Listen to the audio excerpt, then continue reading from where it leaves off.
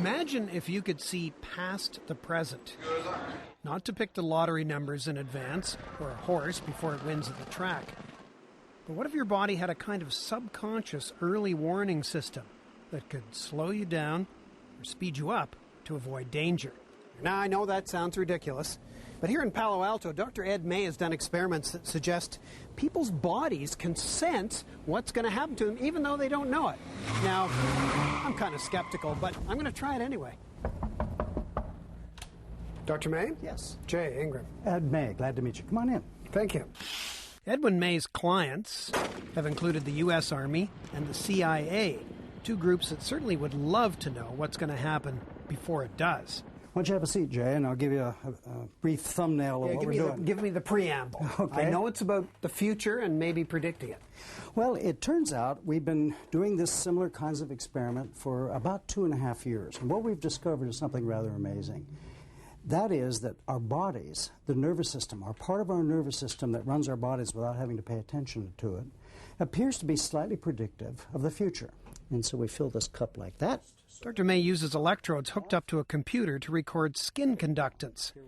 He says the changes picked up by his instruments are a good indication of subtle reactions in our bodies. Hopefully, we'd like you to be as calm and relaxed as possible. See that? That's called a startle. Did you jump out of your skin? Actually, I didn't. Oh, see, that's an important point. I didn't feel as if I jumped out of my skin. That's right, but boy, you can sure see it. Now, the key to the experiment is to record the timing of my reaction. If I reacted after the hand clap, I was just startled. But if I reacted before Dr. May clapped his hands, I predicted the future. I'll give you a sample sound. The real experiment takes about 26 minutes, based around a series of sounds randomly generated by computer.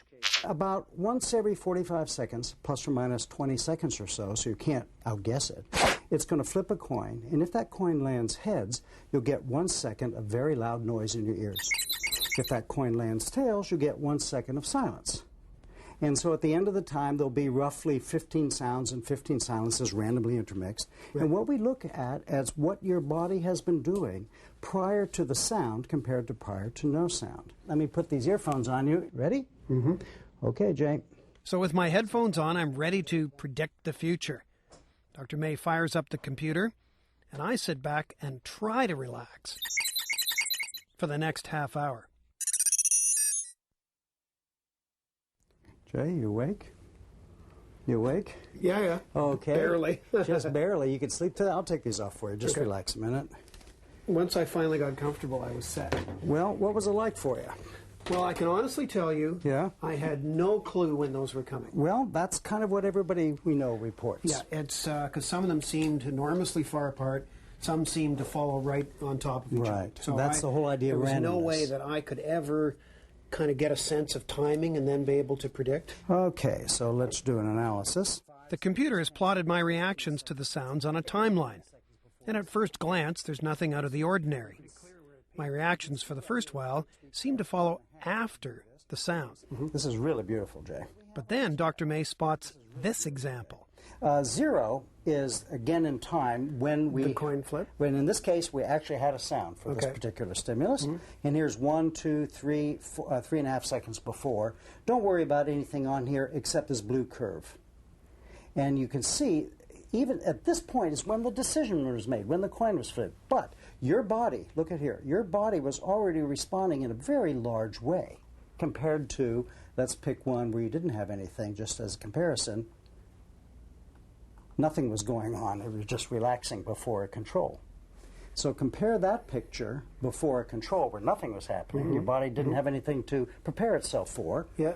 Compared to this, where, my gosh, your body was responding in a very definitive, pre-responding. Pre-responding. Your body was peeking slightly into the future and preparing you for a future surprise. In this case, a loud sound, not a saber-toothed tiger hiding outside the cave.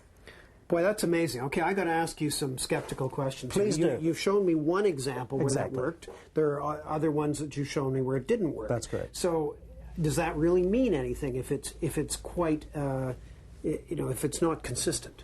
In a single run like this, where we only had 15 sounds roughly and 15 controls, right, the statistical answer is I would have to say no. A single run like this doesn't have any meaning. It's certainly suggestive.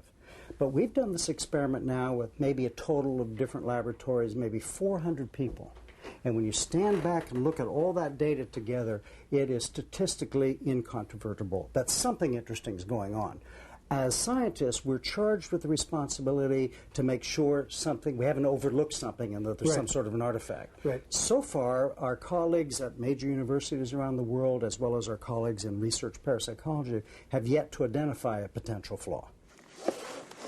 Dr. May also points out that not everybody is able to peek into the future.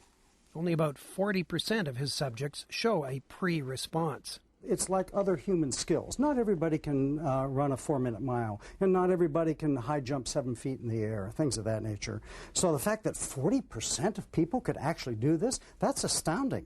And while he doesn't fully understand why some people have this ability, he says it's certainly worth more investigation. Why does the prediction seem to center on about 3.5 seconds before the sound rather than something more or less?